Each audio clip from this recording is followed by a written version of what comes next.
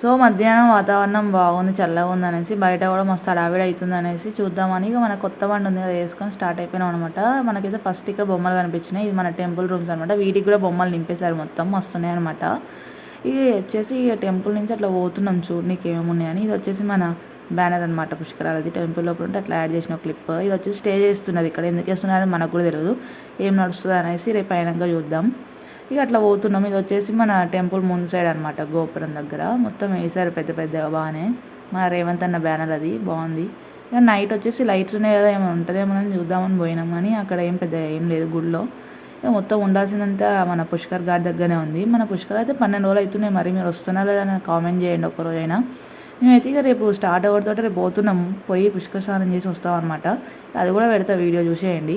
ఇదైతే ఫస్ట్ చూసేసి సబ్స్క్రైబ్ చేసుకోండి, లైక్ కొట్టండి. ఇక్కడ డెకరేషన్ అవుతుంది కదా, రేపు వచ్చి ఒక 2 ఫోటోలు దిగిపోదాం అంత అయినాక. ఇక ఇక్కడ వచ్చేసి మన అమ్మవారి గుడి అనమాట. పోయి అట్లా దండం పెట్టుకున్నాం.